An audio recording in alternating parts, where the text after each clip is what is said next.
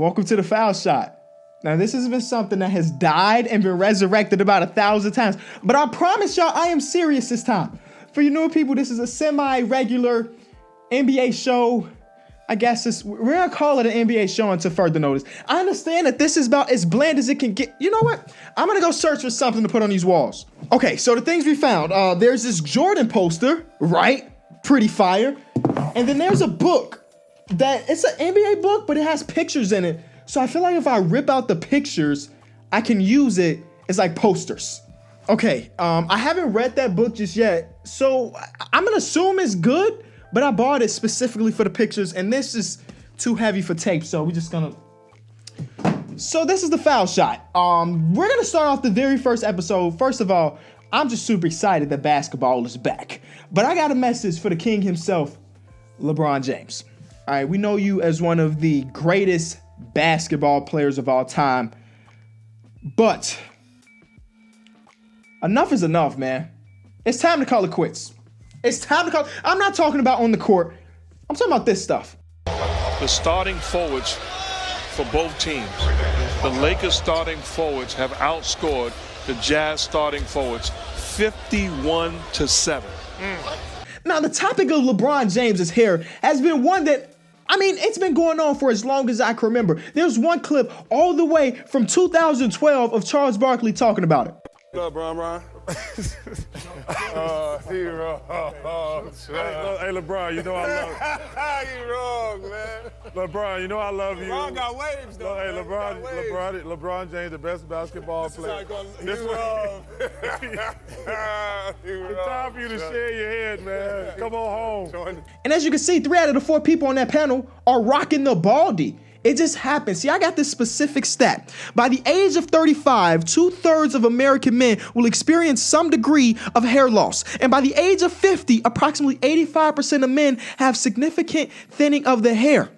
LeBron, you're 34, bro. You're gonna be 35, which means that you're right at the point where you need to call it quits. Now, that stat I just gave you came from an organization that I did not know exists, because for me, I didn't know it was that important to people. That comes from the American Hair Loss Association, an entire association dedicated to male pattern baldness. So let's compare it to, in my eyes, the GOAT. We're talking about Michael Jeffrey Jordan.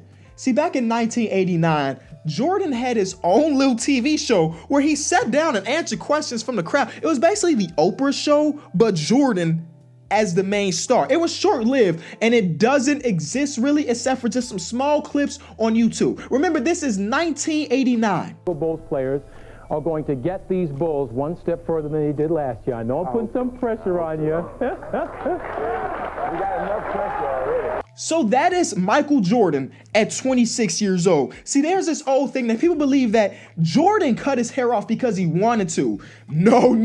You saw that clip. It was getting bad. But guess what Jordan did? The following year, Jordan was completely bald. He chopped those 4 pieces of hair he had off the top of his head, and he went completely bald. And it changed his life. An icon was created. I got a chart here.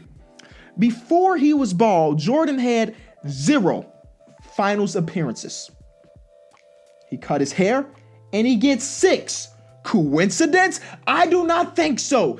The baldy gives you powers. Now just imagine 34-year-old LeBron James going bald, and just think about how great he can be. We know his resume right now, but once he completely cut it, who knows what's gonna happen. See, again, I've never understood the idea of trying to attach yourself to just the little hair that you have, because I know once this starts to happen to me, I'm gonna just rock the baldy. See, we black men, we rock the baldy and we kill it. Let's think about all the great bald icons in the world history. Let's start off with, of course, the GOAT. We already mentioned him. 6 finals, 6 finals MVPs, 6 championships. Does not get better than that. All after he was bald. Then we have Gandhi. Gandhi is looked at as like the symbol of peace for the whole world history. Bald. Then we have Samuel L. Jackson. The man was fighting snakes on the plane with no hair. A GOAT. And then we have LL Cool J. LL Cool J wasn't bad because he can spit some rhymes. No, it's because he was able to cut off all his hair at 20 years old and rock a Kango and get away with it. And lastly, we have Sati, my man. He's literally unbeatable. LeBron could be unbeatable if he called it quits. So I was thinking about it. When would be the perfect time for LeBron to cut his hair? And I found it. November 13th. You show up to a game completely bald. Nobody in the world would talk about anything other than LeBron James showing up with the baldy. Now, Kenny, why did you pick that day? Because their schedule gets kind of sweet there. So we start off with the Golden State Warriors who, me to you, it's not Dub Nation no more. They just take it bad L's. So that should be a win. Then you go against Marvin Bagley-less Kings. That should be a win. Then you go against the Young Hawks who look decent, but they're still young, LeBron. You should be able to get that win. Then the Thunder twice, then the Grizzlies. You can go 6-0 in that time frame, putting up incredible numbers, and nobody will talk about nothing but your before and after numbers since you cut your hair. Just a thought, LeBron, just from me to you. So next, we're taking a look at one of my favorite Instagram pages out there. My second favorite, because y'all know number one is House of Highlights. League Fits. League Fits, if you do not know, is a bunch of people that basically look at the NBA players as they're walking through the tunnel to a new game, and we just talk about what outfits they have on. Because the NBA is such a unique league that the fashion matters. We have a plethora of fashion icons in the NBA. So we're doing a segment called Salsa Toss. If your fit is fire, it's sauce. And if it's trash, we toss it. We're starting off with John Wall. See, there's rumors that John Wall is potentially about to be bought out of his Adidas deal. So now he's rocking some Jordan 1s. But I gotta say, I'm tossing this fit, man.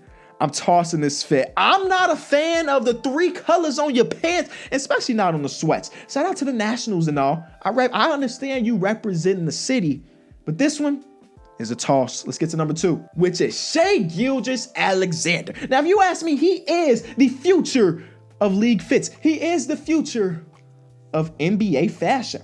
And for me, this is a drip. 100%. See, I be watching Shai Gilgeous. I be like, man, if I had money like that, that's like the way I would be dressing. Then we got Draymond. Don't hit me in the comment section saying, Kenny, that's a $2,000 outfit. I do not care. We are tossing this one. This is why they lost by so much. This fit alone is the reason why they lost by so much. This is 100% toss. And you know the crazy part? He thinks he's killing it. It's a sad world we live in. Then we have Chris Paul. Chris Paul is not necessarily known as a real big fashion guy out here, but he may be getting some tips from his young guy, Shai Gilgeous-Alexander, because this is a sauce, man. Air Jordan 1 lows, always a huge W for me. And that is I think those are Shattered Backboards 3.0, but in the lows, big dubs, and we gotta show love to Crenshaw. Big sauce. Lastly, we have Malik Monk showing up to the game against the Lakers. This is a sauce. This is a sauce, man. Air Force Ones cannot go wrong. He said, I don't need to go expensive. This fit, other than probably the jewelry. That jewelry looks kind of nice and expensive. But that fit, you could probably put together that fit for $200, bro. $250, because Air Force Ones are kind of expensive nowadays. That is a sauce. So next, we're playing best and worst teams. Now, there's an old saying that says, if you want to be the best, you have to beat the best. It's BS, man. You can be the best team in the league and lose to the worst team in the league. It's just the NBA basketball is a game of runs. But we're going to be using that simple logic. To be the best, you have to beat the best. So let's start off and open tonight. We had Lakers versus Clippers. And Clippers win convincingly. And at that point, NBA Twitter, every article I read was the Clippers are the team to beat because they're doing all this without Paul George. And then they go to the new arena for the Golden State Warriors. Quick, easy mop up. Kawhi Leonard didn't even have to play 25 games. Easy dub. And then they fly a little bit too close to the sun when they were in Phoenix. And the Phoenix Suns win. I love to see Devin Booker chirping at Patrick Beverley because Patrick Beverley, this season, he is on some type of tour where he's trying to make every fan base mad. And I love Pat Bev, a Chicago native, but man, some of the stuff he's been saying is crazy. And D-Book shut that up. So by the logic of to be the best, you have to beat the best. Right now, the Suns are the best team in the league. And guess what? When the Suns lose their next game, whoever beat them is the best team in the league. And we will continue this until we know the very best team in the league at the end of the season. But that's the best team. Let's take a look at the worst team. Now, before the NBA season started, the NBA itself put on a power ranking that had the Cleveland Cavaliers as the worst team in the league. I'm sorry, Cavs fan, y'all got some nice pieces. So the first day of the season, or maybe the second day, they went against the Orlando Magic. It was a gritty, grinded out, boring game. They lost though. But then they played against the Pacers. And they made quick work with the Pacers. Like, for some reason, so far this season, the Pacers haven't been able to stop any bigs. And they weren't able to stop Tristan Thompson. Tristan Thompson had like a career night against them, and he hit his first 3 of his NBA career. Not to mention Kevin Love basically had a triple-double. So by that logic, the worst team in the league, the Cavs, beat the Pacers. The Pacers went from a playoff team to the worst team in the league just that quick. And I'm just saying, as soon as they beat another team, they're no longer the worst team in the league. But right now, the best team in the league is the Suns, and the worst is the Pacers. Who would have thought we'd be at this point? And lastly, we have Best Bucket. Best Bucket is basically just me finding my favorite highlight from however many days are in between each episode. I really don't know. This could be twice a week. It could be once a month. I don't know what's going on anymore. But Best Bucket goes to Markelle Fultz, a three-pointer. Count him. His very first three-pointer as a part of the Orlando Magic. And the reason this is my best bucket of this episode is because I'm a Markelle Fultz fan. You know, I like to see younger players succeed, especially players that went through so much. Like, his first couple seasons NBA career is like none other. And he still may have a little hitch in his jumper, but he hit a three-pointer, and I am super excited about it. So Markelle Fultz holds the trophy of Best Bucket right now. And just like that, that is the end of the Foul Shot Show. That is the very first episode. Shout out to LeBron James. I love you, bro. But you have to know. Shout out to everybody that helped me put this show together for the first episode. So it's me. It's just me. It's really just me. Anyway, this has been Kenny. The Foul Shot Show's back, baby. Let's talk about Happy. Wiggins, yo, to Timberwolves fans, be super excited right now. You are 3-0. Coming into this game against the Miami Heat, Wiggins had not hit a single three-point shot, and he was shooting them like he was the greatest shooter of all time. But in this game, I was specifically talking to my boy Mike. I was like, Mike, Wiggins hit his first 3. At that point, he was 1 for 4. And then we had this stretch where Wiggins turned into prime Ray Allen. Wiggins feeling it. Oh my goodness, Andrew Wiggins. Look at everybody storming the court. I love it. And those were the shots that end up winning the game, obviously. They're 3-0. And those include 2 good wins against the Miami Heat and the Brooklyn Nets. I am so happy for Timberwolves fans right now because I don't know how long this is going to last. So I see them in the mentions because as somebody that has been hypercritical of Wiggins, as everyone should be, I talk about him quite a bit, but I am super happy to see him succeed. And last night he succeeded.